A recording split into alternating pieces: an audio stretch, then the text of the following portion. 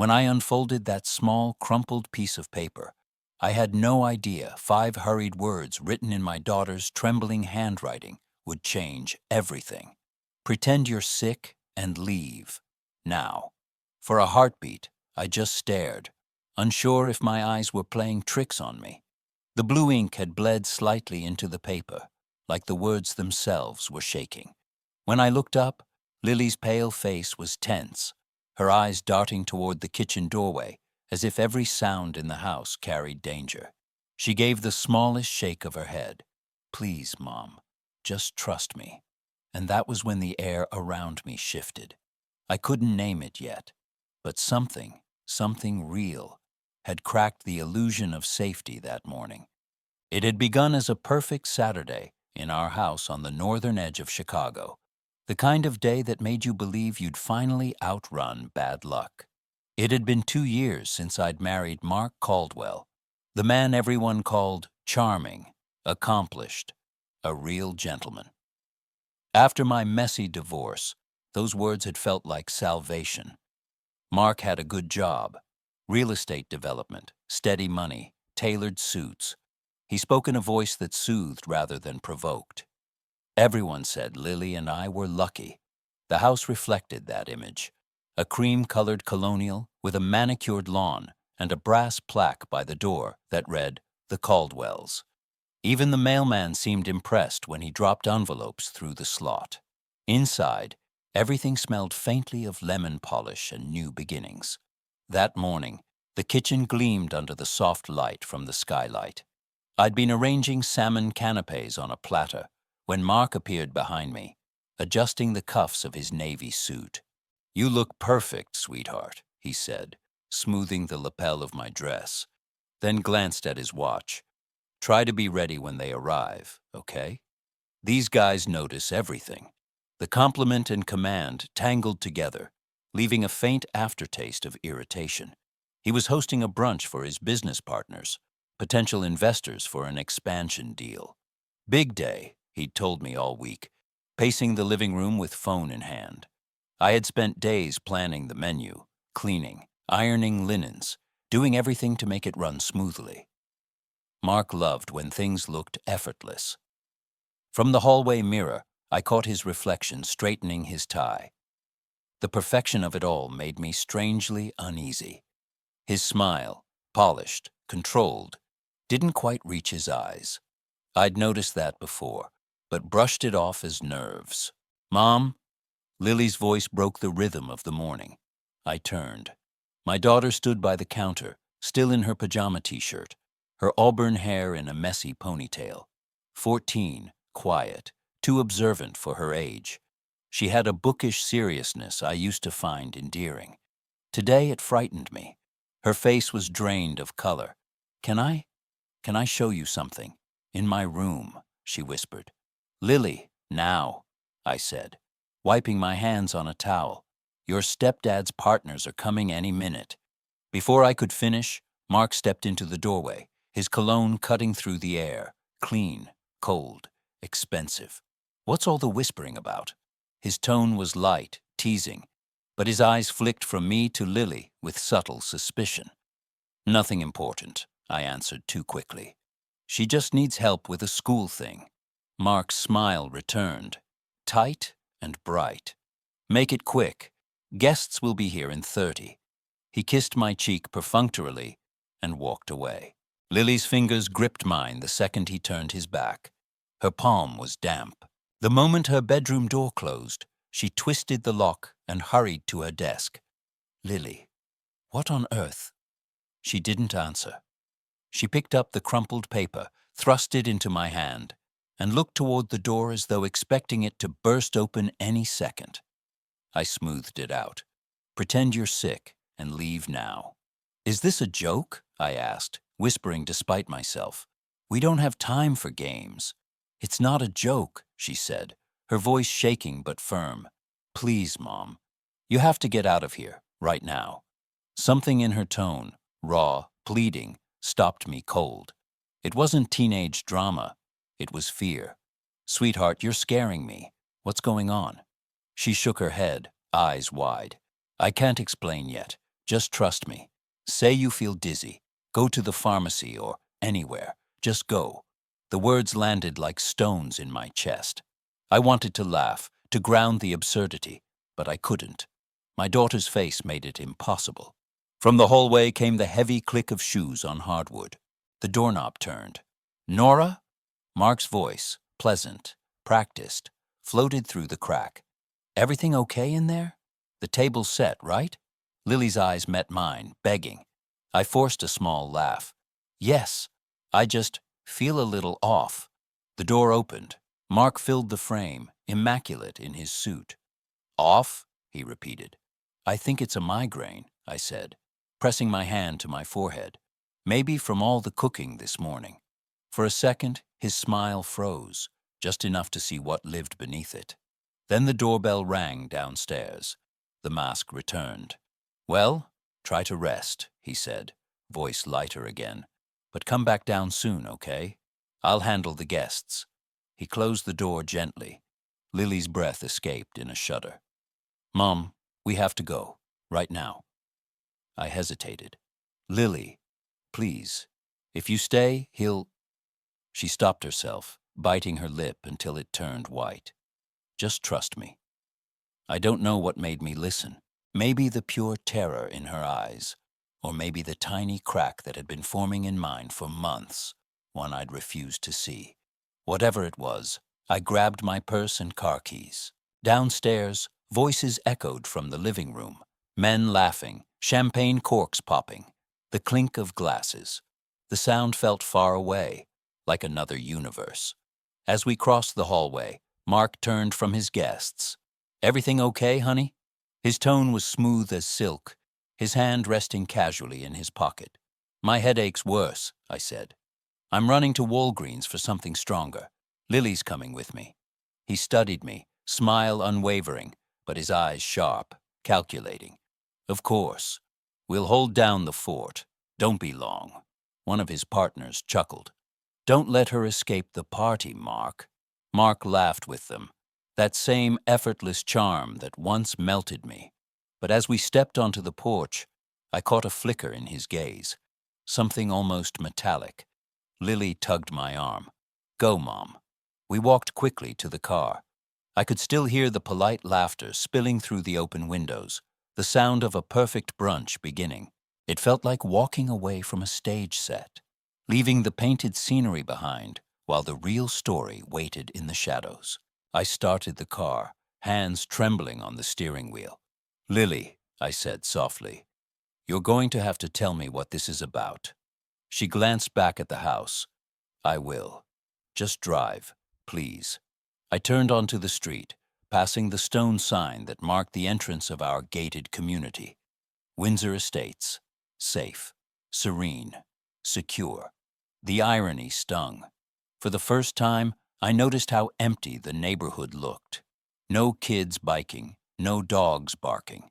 Just the slow sway of maple branches in the late morning sun, and the faint taste of fear in my mouth. Looking back now, I see all the small moments that led to this. The offhand remarks, the half smiles that never touched his eyes, the way Mark always insisted on controlling the finances so things wouldn't get confusing. At the time, I had mistaken it for care, for love.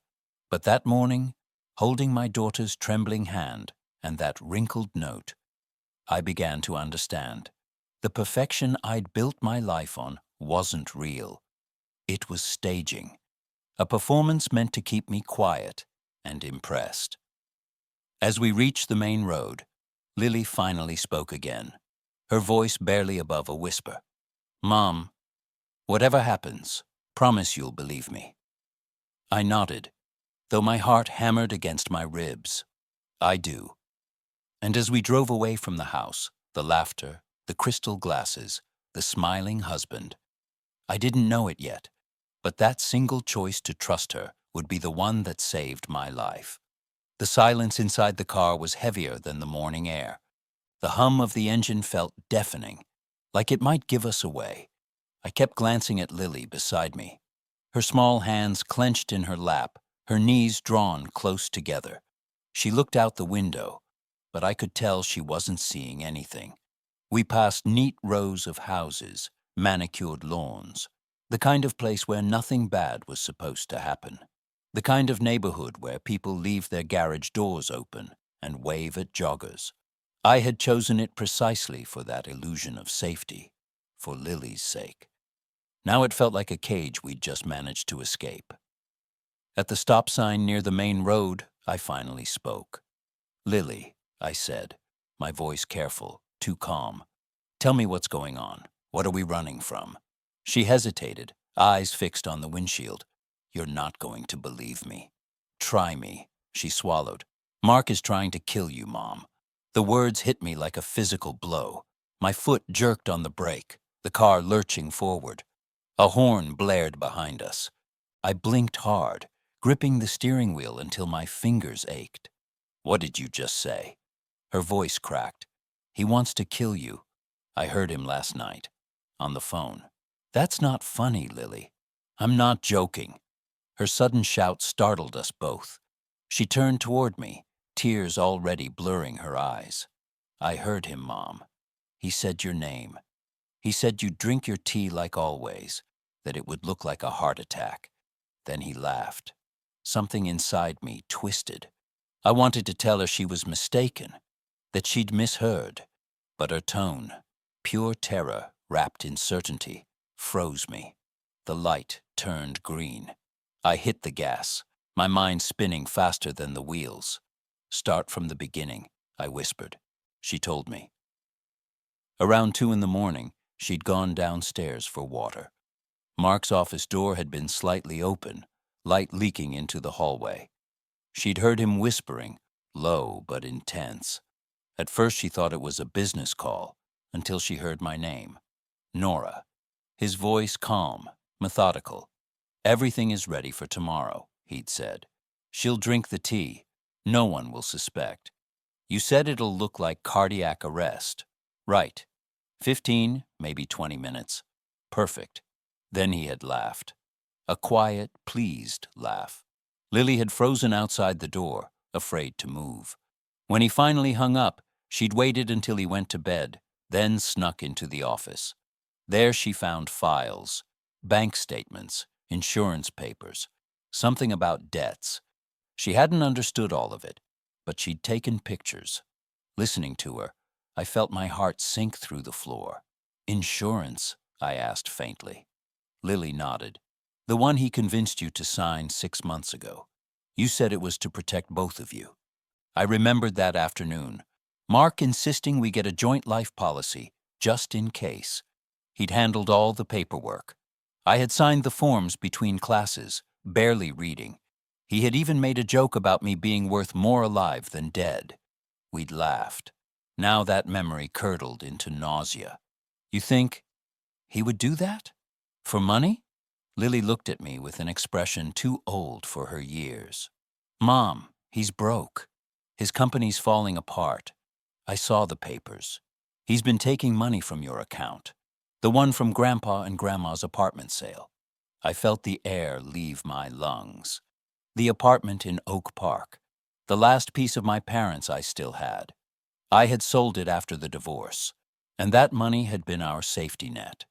Lily's college fund, my fallback.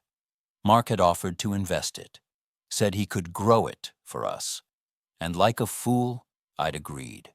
I pulled the car over to the shoulder. The motion of traffic blurred past the windows. For a moment, I just sat there, breathing hard, watching the steering wheel tremble between my hands. "Mom," Lily said softly, "please don't go back there." I turned to her. "If what you're saying is true, we have to go to the police." "And say what?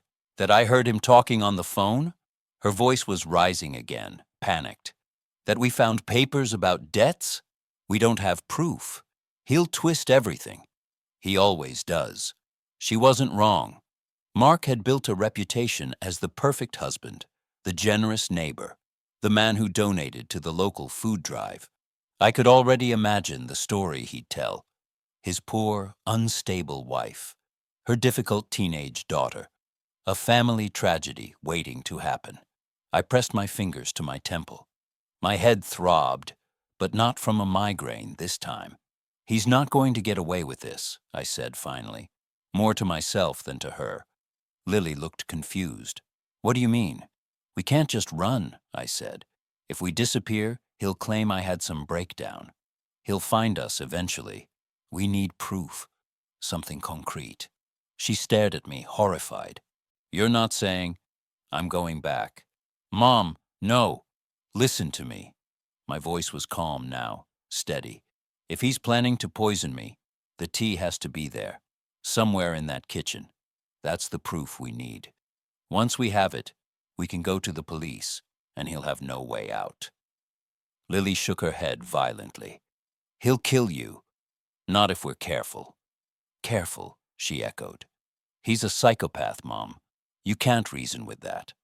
Her words sliced through me, but they didn't change my resolve. Somewhere between fear and fury, something inside me had hardened. I wasn't going to let this man destroy what was left of our lives. I turned the car around. The skyline shimmered faintly through the heat haze, but all I could see was the house, the brunch, the polite laughter, the tea waiting on the counter. We'll go back, I said, keeping my eyes on the road. I'll pretend the medicine helped. You'll go straight to your room. Find the papers you saw last night. If you find anything, photos, bottles, anything at all, text me the word now. Got it. Lily's breathing quickened. Mom, this is crazy. It's survival. She stared at me, tears glistening in her eyes. I don't want to lose you. I reached over and squeezed her hand. You won't. Her hand was cold, but her grip was strong. For a moment I felt the strange reversal of roles. My daughter protecting me risking everything to protect her back. The road back to Windsor Estates stretched ahead like a long, silent dare. Every signpost felt like a countdown. As we turned onto our street, sunlight flickered between the trees. I noticed details I'd never seen before. The small security camera over the gate, the gardener's gloves left by the hedge. Every object felt suddenly alive, watchful. When our house came into view, my heart slammed once, hard. The driveway was full now, cars I didn't recognize. The brunch was in full swing. Laughter spilled through the open windows, carefree and golden. Remember the plan? I told Lily as I parked. Act normal. If at any point you feel unsafe, go to Mrs. Gable's next door. She'll help. Lily nodded, swallowing hard. We stepped out of the car, the illusion of normalcy wrapping around us like suffocating perfume. From the porch, I could see Mark through the glass doors, smiling, gesturing animatedly to his guests. He looked every bit the devoted husband hosting a perfect afternoon. And yet, as his gaze met mine across the room, something flickered behind that smile. Sharp, assessing, predatory.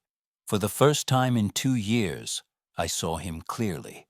Not the charming husband, not the generous neighbor, but a man who believed he could decide when I lived or died. We walked toward the house. The laughter grew louder, the crystal glasses clinking like distant bells. My pulse beat in my ears with every step. I squeezed Lily's shoulder, forcing a faint smile. Follow my lead. Okay, she whispered. As we crossed the threshold, the scent of citrus and rosemary, our usual hosting perfume, filled the air. Everything was exactly as it should be, and yet utterly wrong. Mark turned, his charm glowing for the crowd. There you are, he said warmly, moving toward me. Feeling better? I smiled, matching his tone. Much better. The medicine helped. He kissed my cheek lightly. His lips were cool. Good, he said, because I made you some tea, your favorite blend. The words slid out of him like silk, but they chilled me to the bone. I glanced at Lily. Her face didn't move, but her eyes said everything. The game had begun. The laughter that spilled from our living room hit me like a wave of static. Every sound, every clink of glass, every polite chuckle felt staged, like we had walked onto a set where the villain was still playing the hero. Mark stood in the center of it all, his hand resting on the back of a leather armchair, recounting some story to his investors about resilience and taking calculated risks. His voice was magnetic, measured. Everyone hung on every word. He could have sold them the air they were breathing. When he saw me in the doorway, his expression shifted seamlessly into warm concern. "There's my beautiful wife," he said, crossing the room to greet me. He placed a hand on my waist, possessive, practiced, and kissed my cheek. "Feeling better?" "A little," I said. I could hear how thin my own voice sounded. "Good," he murmured, guiding me toward the bar cart. "You missed the first toast. I'll catch the next one." He smiled, but his eyes flicked briefly toward the kitchen, where a porcelain teapot sat gleaming on a tray beside delicate cups. I knew without asking, it was waiting for me. The room was thick with the scent of citrus polish and cologne. The men around the dining table rose when I entered, some nodding, some pretending not to notice the tension that ran beneath the surface. "This is my wife, Nora," Mark said, his arm still draped casually over my back. "She teaches literature at the community college, keeps me grounded." A man in a gray suit chuckled. "A professor, huh? That's impressive. Bet your students adore you." Another one smirked. "I wish I'd taken that elective."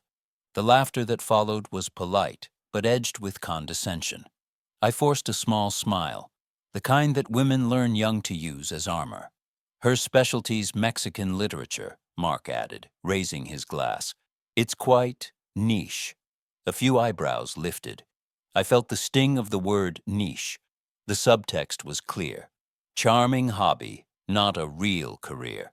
I caught the faintest glint of amusement in Mark's eyes. The quiet thrill he got from seeing me diminished in public. Once, I would have brushed it off, told myself I was reading too much into things. But now, standing there knowing what he had planned for me, every smirk, every sideways glance became a weapon. Lily's cue came perfectly timed. "I don't feel well," she mumbled from the staircase, her voice small but believable. Mark turned to her instantly, concern painted across his face. "Headache too, sweetheart?" She nodded. "I think I'll lie down." "Of course," he said softly, his tone dripping fatherly affection. "Rest up. If you need anything, call for us." As she disappeared up the stairs, our eyes met briefly. A single look, steady, knowing. She was going to his office. Mark poured a glass of water for me. "Here," he said. "No champagne with the medicine, remember?" "Thank you," I said, taking the glass. He studied me for a beat too long, as if searching for cracks in my performance. Then, with the same smooth tone, he asked, "No tea today?" I forced a small laugh. Caffeine's terrible for migraines. Something flickered in his expression. A shadow, there, and gone. "Smart of you," he said finally. "Maybe later then." He turned back to his guests, resuming his role effortlessly. Minutes passed. My pulse synced with the ticking of the grandfather clock in the hallway. I drifted among the guests, smiling, nodding, pretending to listen as men talked about stock prices and construction bids. Inside, my mind was spinning through contingencies.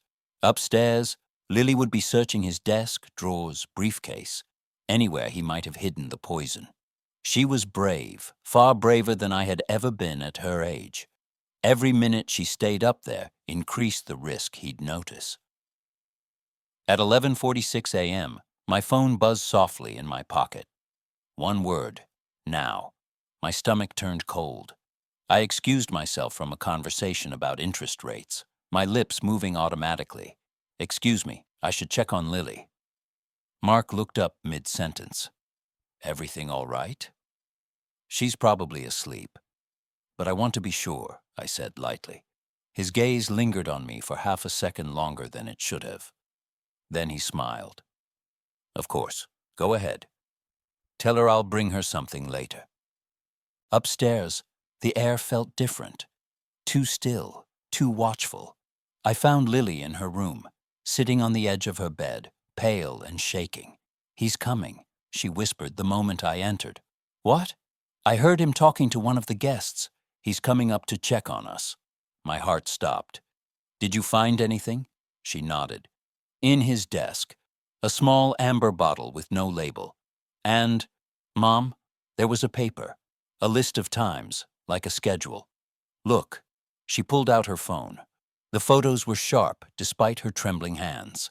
The bottle, half full of a clear liquid. The handwritten note, 10:30 guests arrive. 11:45 serve tea. Effects in 15-20 minuti. Call ambulance 12:10. The world tilted. This is enough, I said. We have to go. Right now. Footsteps sounded in the hallway.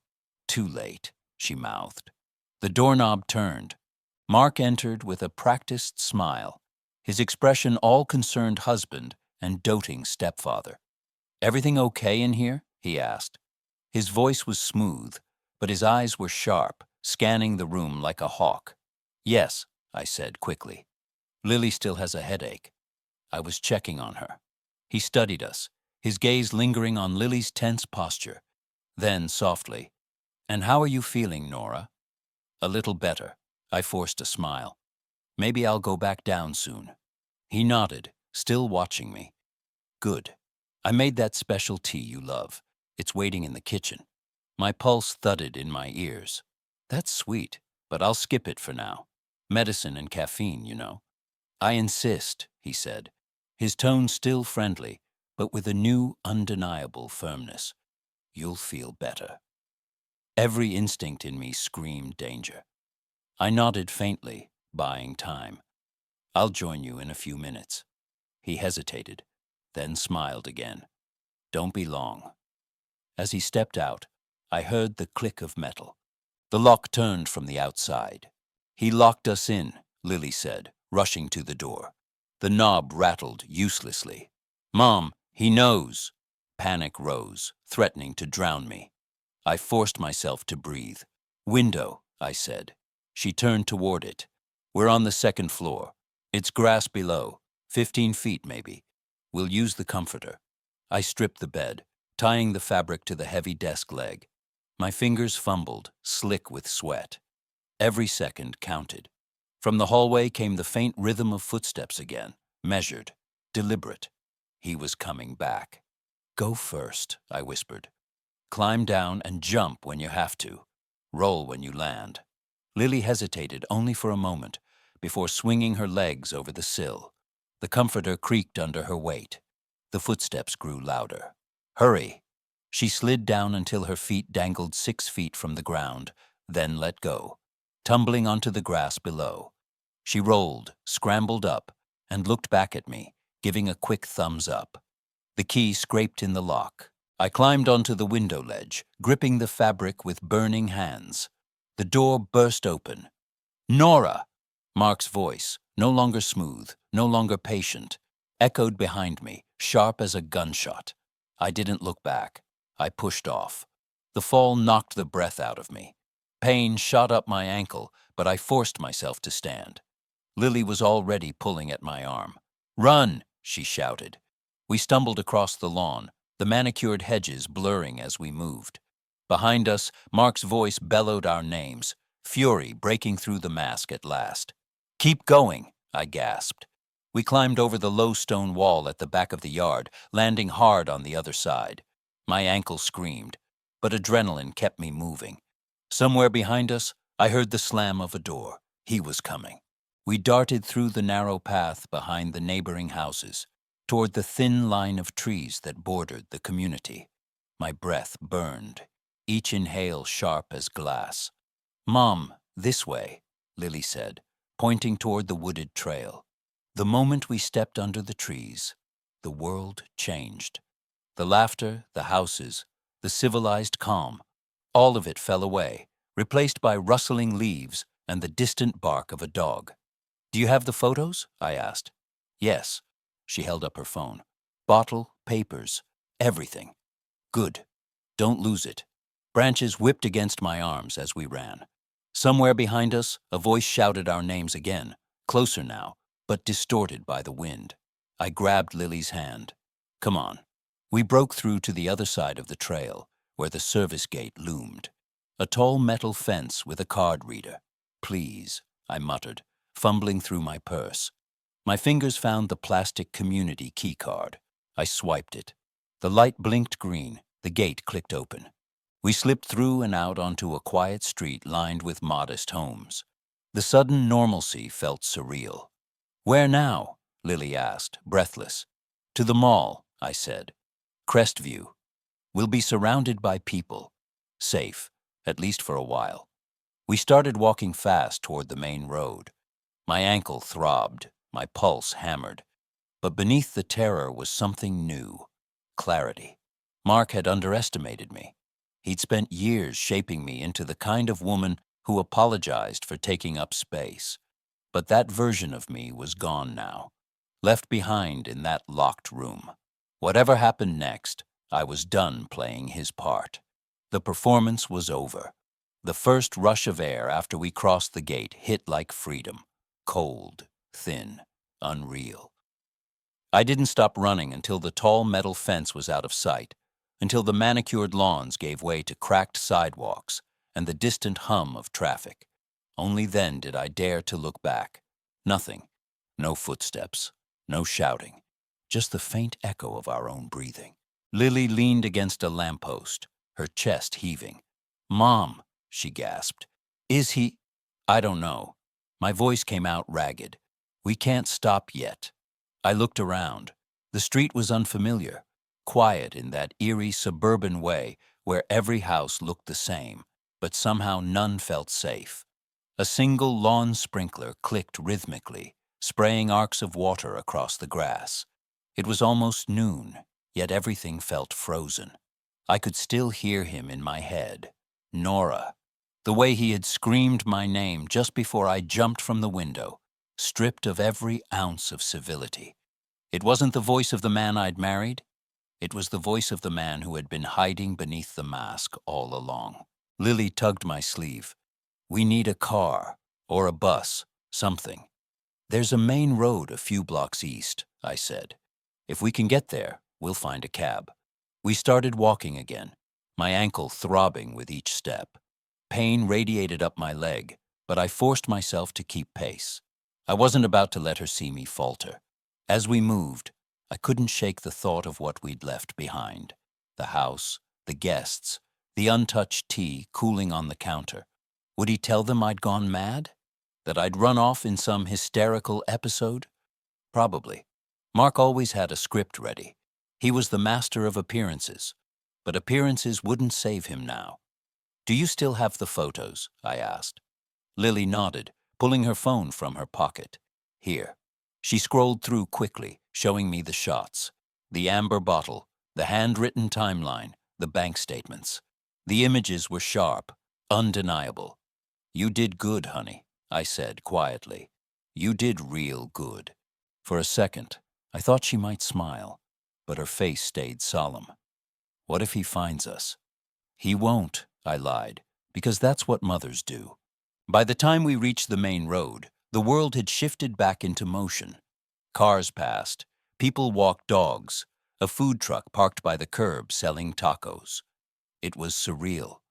Normal life continuing while ours had just imploded. I waved at the first taxi I saw, and it pulled over with a squeal of brakes.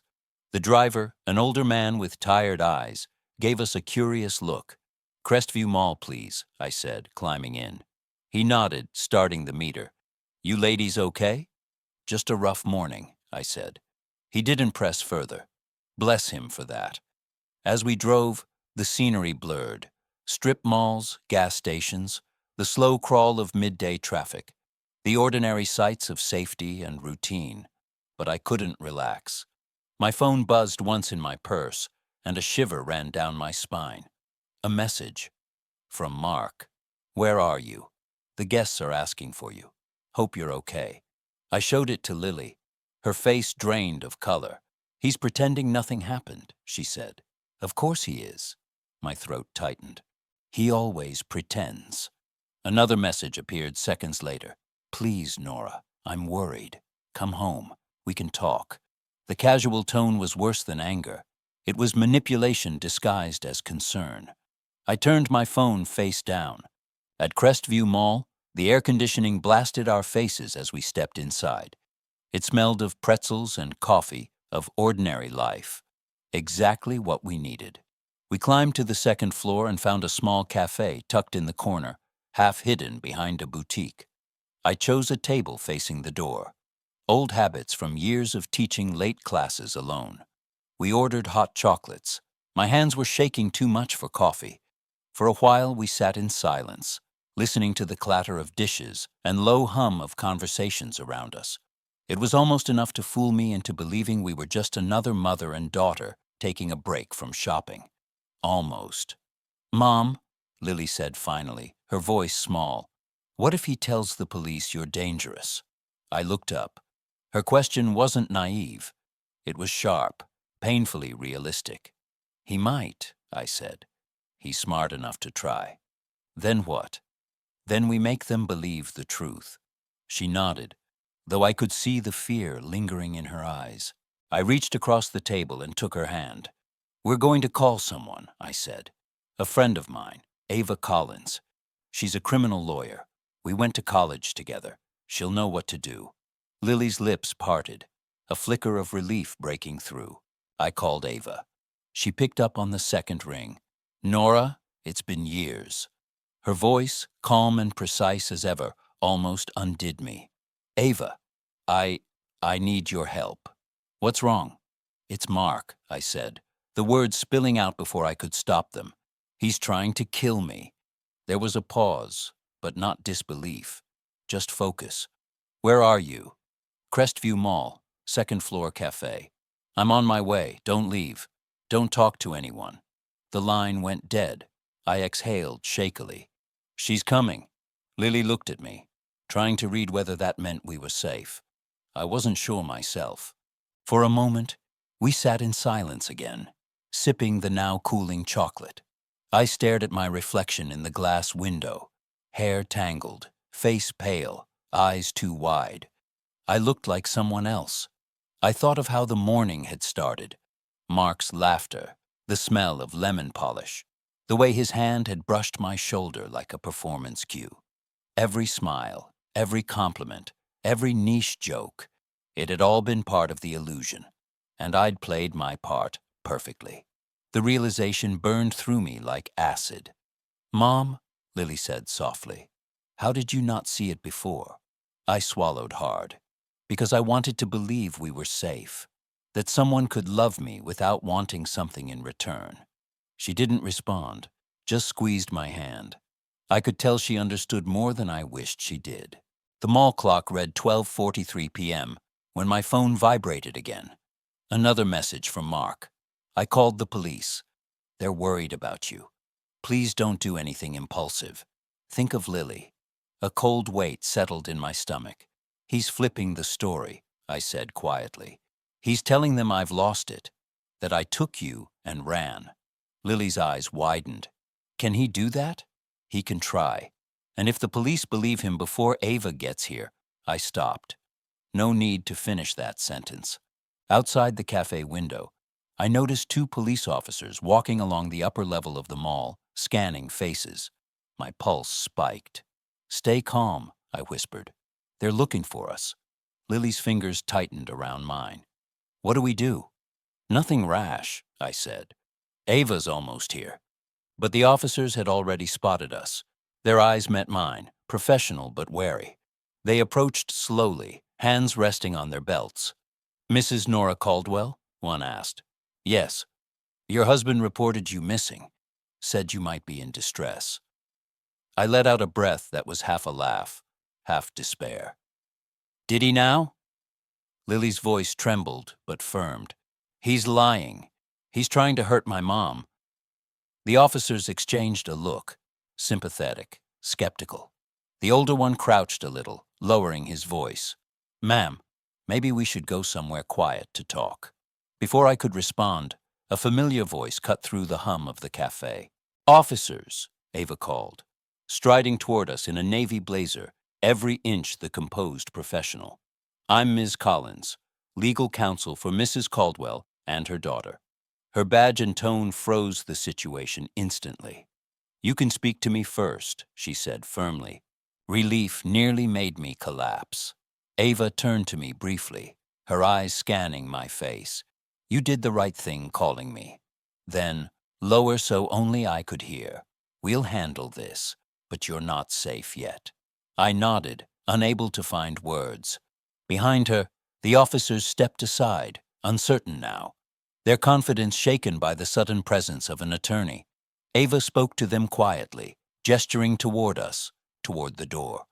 Her movements were calm, efficient, control embodied. Lily exhaled for the first time in minutes. "Are we okay?" she whispered. I looked at Ava, then at the mall entrance where sunlight poured through the glass.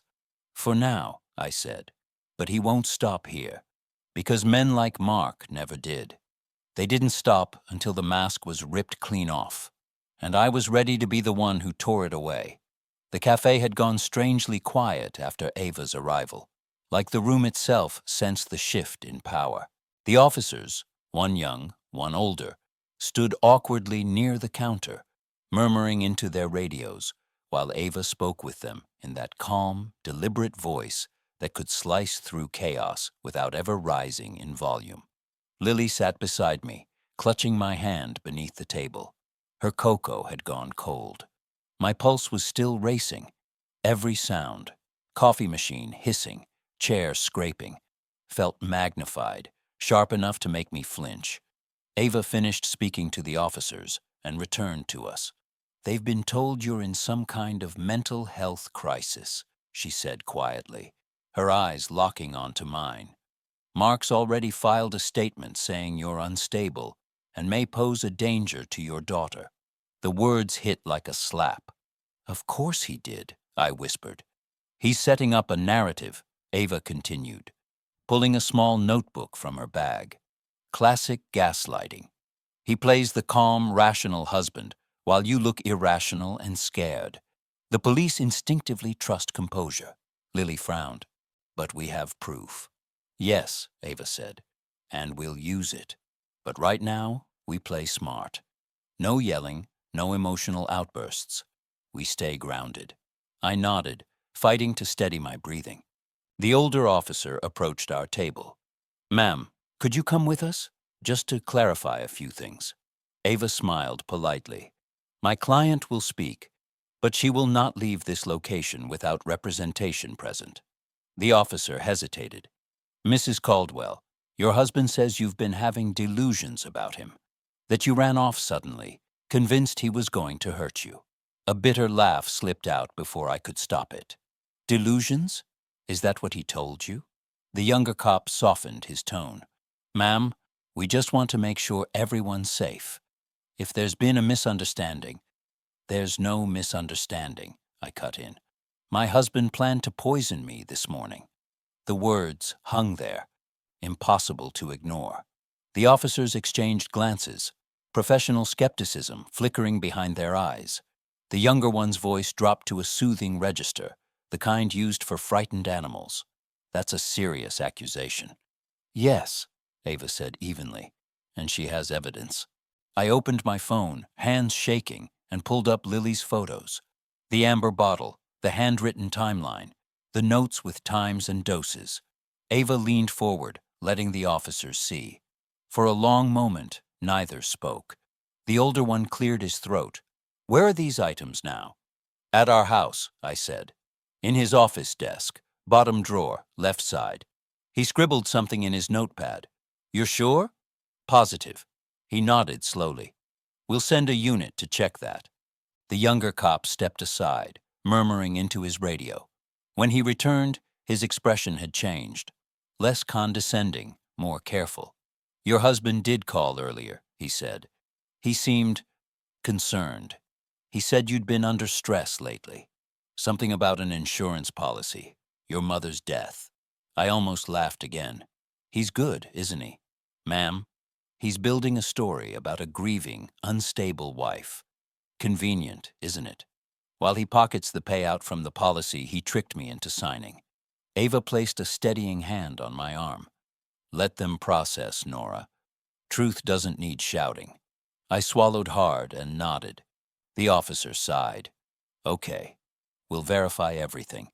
In the meantime, we'd like you both to come down to the station voluntarily. It's standard procedure." "That's fine," Ava said. "We'll follow you." As we stood, Lily whispered, "Do they believe us?" "They believe enough to look," Ava said. "That's the first step." We left the cafe together, walking through the mall's gleaming corridors under the curious eyes of strangers. Somewhere behind us, a small child laughed, oblivious. The world outside our nightmare kept turning. Ava's car, a silver Lexus, was parked in the lower lot. As we got in, she turned to me. "Nora, when we get there, you say as little as possible. Let me handle the questioning. Mark will be there. He'll try to make you doubt yourself." "I won't," I said, though the tremor in my voice betrayed me. Lily sat in the back seat, hugging her backpack. "I recorded part of what I heard last night," she said suddenly. "Not much. Just him saying your name and something about 15 minutes. I was scared to delete it." Ava's eyes widened slightly in the rearview mirror. "You recorded it?" Lily nodded. "It's on my phone." "That's gold," Ava said. "Don't show anyone until I say so." The drive to the station was quiet. I watched the city blur past, the gas stations, car washes, the monotony of ordinary life. My pulse began to slow, replaced by a strange numbness. I wasn't running anymore. For the first time, I was turning toward the danger instead of away from it. When we arrived, the building looked smaller than I remembered. Glass front, beige bricks, an American flag fluttering on a pole. Inside, the air smelled of coffee and paperwork. A desk sergeant directed us to a waiting room. Mark was already there. He looked immaculate, as always. Charcoal gray suit, wedding ring gleaming, posture relaxed. When he saw me, his face softened into that perfect expression of concern. "Nora," he said, standing. "Thank God. You scared me half to death." My jaw clenched. "Spare me." He ignored that, turning to Lily. "Sweetheart, you okay?" Lily shrank behind me. "Don't talk to her," I said sharply. Mark looked genuinely hurt. "I just want to make sure my family's all right." Then to the officers.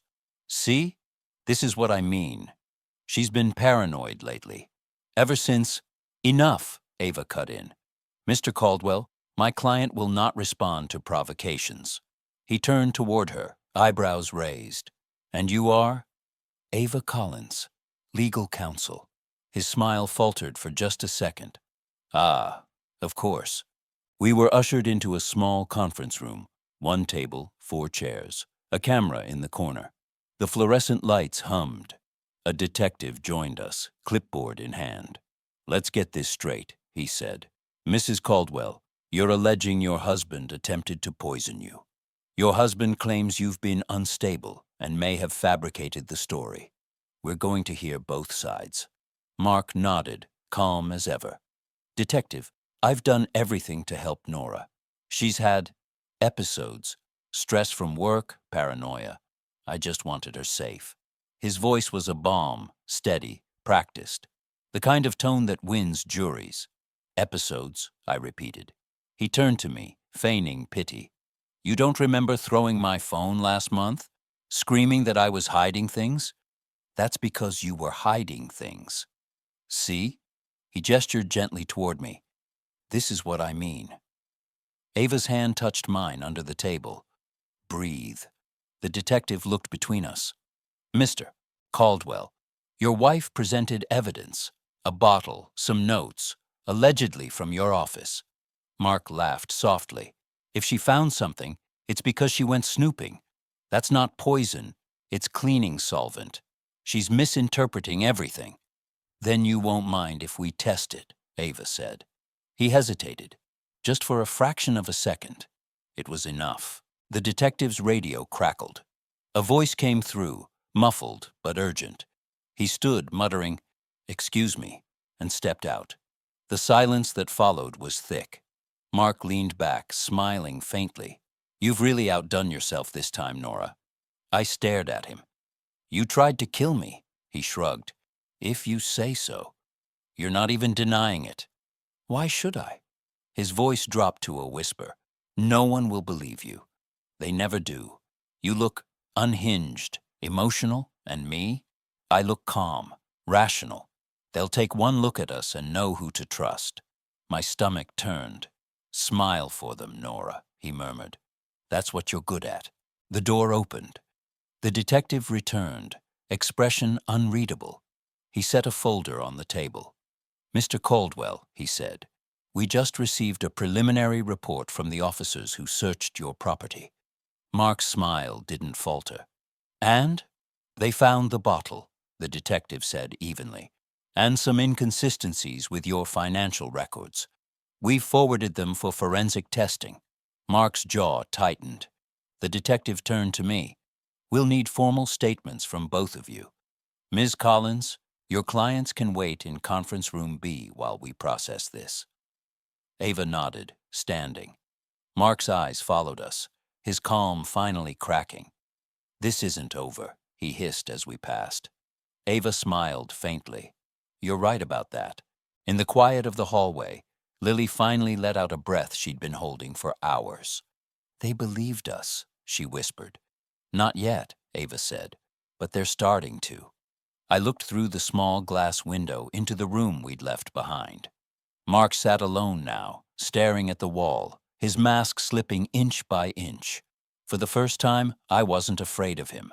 I was furious. And fury, I realized, was its own kind of freedom. The police station smelled like old coffee and printer ink, a strangely sterile scent for a place where people's lives shattered every day. I sat across from Ava and Lily in a narrow room lined with filing cabinets. The hum of fluorescent lights was constant, low, almost hypnotic. Outside the door, footsteps moved back and forth. A printer whirred. Someone laughed too loudly near the front desk. The normalcy of it all made my pulse race harder. It had been hours since we'd left the conference room where Mark's composure had first cracked. Hours since the detective told us they were sending a team to verify the evidence. But time here didn't move normally. It stretched, warped, like a long exhale that never quite ended. Lily was curled in a chair beside me, her head resting on my shoulder. Every so often she'd twitch as if waking from a nightmare, only to find she wasn't out of it yet. Ava sat opposite, her posture perfectly straight despite the exhaustion etched on her face. She was scrolling through her tablet, reading an update from the officers at our house. Her eyes narrowed. What? I asked. They found more, she said quietly. Not just the poison bottle, bank records, forged signatures, a hidden account in the Caymans. He was siphoning your money for months. I stared at the tabletop, the grain of fake wood blurring. He planned everything. Yes, Ava said, her tone calm but edged with steel. And he's not as careful as he thinks. They're running the toxicology on that bottle now. If it tests positive for arsenic or anything similar, this goes from attempted fraud to attempted murder. My breath caught on that word. Murder. It still didn't feel real. The door opened. Detective Harris, the older one, stepped in. His expression was unreadable, professional to the bone, but there was a faint tremor in the way he cleared his throat. Mrs. Caldwell, he began, we have the results from the preliminary analysis. Lily sat up straight. Ava folded her tablet and crossed her arms. The liquid found in the bottle is positive for arsenic, he said. And traces of it were also found in the teapot on your kitchen counter. For a second, I couldn't breathe. It's real, then, I whispered. He was really going to do it. Harris nodded grimly. It appears so. We also found a vial of preserved blood in his sock drawer. DNA confirms it's his. We believe he used it to stage the blood evidence he reported when he called us earlier. Lily's face twisted in disbelief. He planted his own blood? To frame your mother, Ava said softly. That's the final piece. He wasn't just gaslighting you. He was constructing a full legal trap. My hands trembled in my lap. Where is he now? Still in interview room A, Harris replied, but not for long. Through the one-way glass, we could see him sitting alone. His jacket hung neatly over the chair. He'd loosened his tie, but he still looked composed, like a man waiting for a flight, not an arrest. When the door opened and the commander entered, a tall man with tired eyes and a folder tucked under his arm, Mark looked up with the faintest of smiles. "Commander," he greeted warmly, "I'm glad you're here. I assume we've cleared up this ridiculous misunderstanding?" The commander didn't answer right away. He set the folder on the table and slid a sheet across to Mark. "You recognize this?" Mark glanced down. "It's one of my business accounts." "Yes," the commander said. "An account receiving funds illegally diverted from your wife's estate." Mark's smile wavered. "There must be some mistake. I manage all our finances. Nora doesn't—" "Don't," the commander interrupted, his tone suddenly sharp. "We've already confirmed the transfers were done using forged digital authorizations. We also found your handwritten timeline for this morning's brunch." Mark's face paled. "Timeline? 10:30, guests arrive. 11:45, serve tea. 12:10, call ambulance," the commander recited. "Ring a bell." For the first time, Mark's voice cracked. "That's not what it looks like." "It's exactly what it looks like," the commander said flatly. "We found arsenic in the tea, and your fingerprints on the teapot." The silence that followed was deafening. Mark's mask, years in the making, fractured all at once. His hand twitched against the table. His jaw clenched.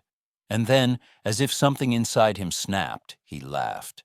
It wasn't the charming laugh he used at dinner parties. It was hollow, jagged.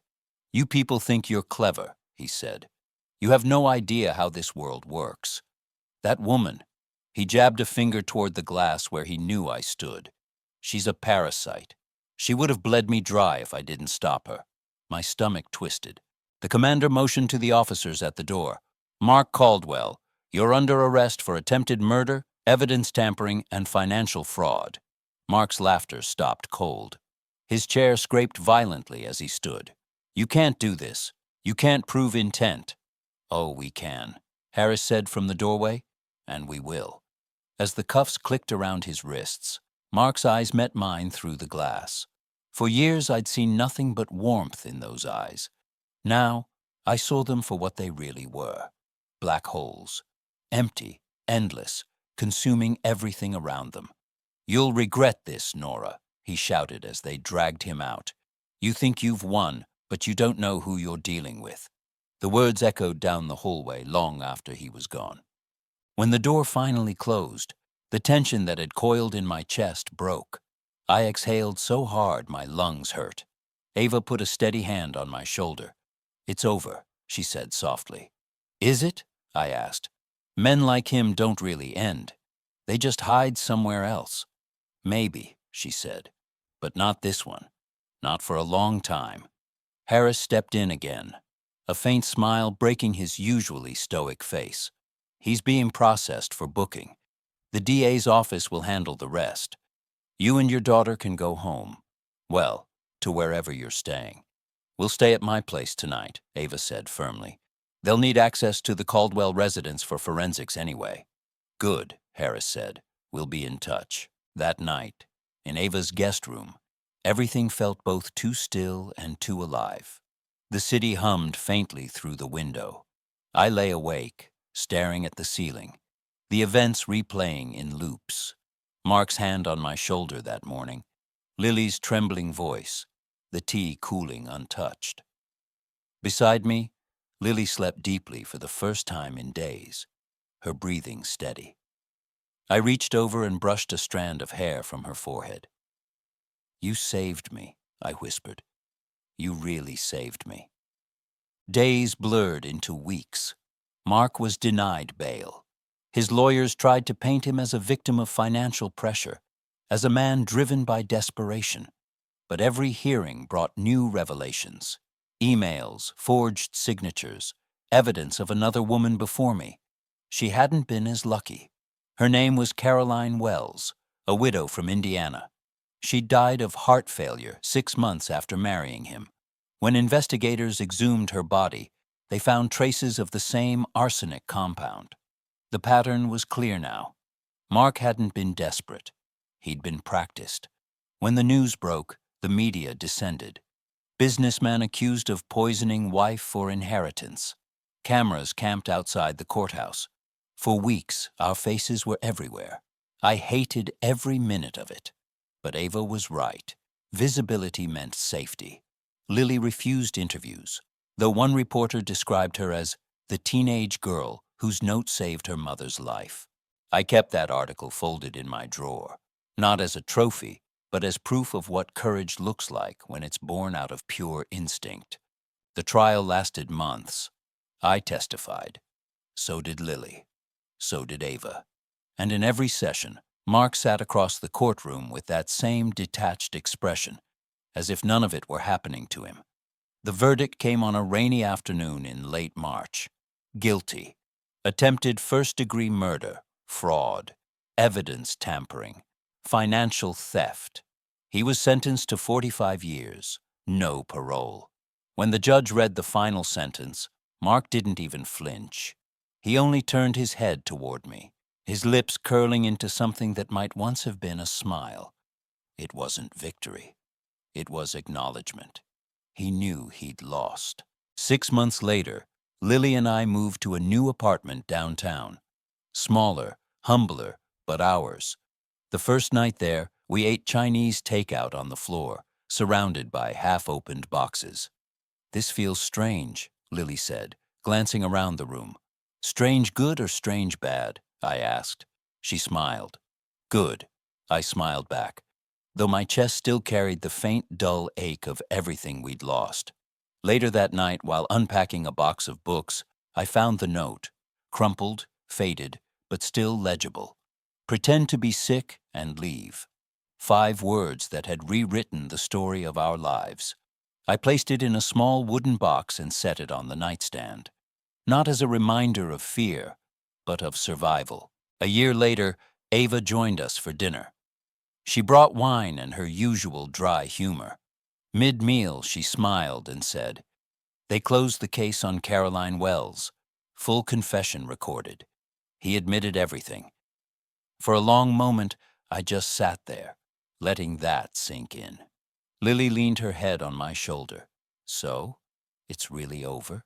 "Yes," I said, "it's really over." But deep down, I knew something else, too. Over didn't mean erased. The scars were still there, invisible but real. The difference was that now they were no longer signs of damage. They were proof that we had survived him. That night, after Ava left, Lily and I stood on the balcony, the city lights flickering below. "Mom," she said softly, "you remember what you told me that night, when we didn't know if we'd make it?" I nodded. "One day at a time." She smiled faintly. "I think we're doing it." I looked at her, the brave girl who'd once scribbled 5 words on a torn scrap of paper, and I felt it for the first time since that morning. Peace. We weren't pretending anymore. We were finally free.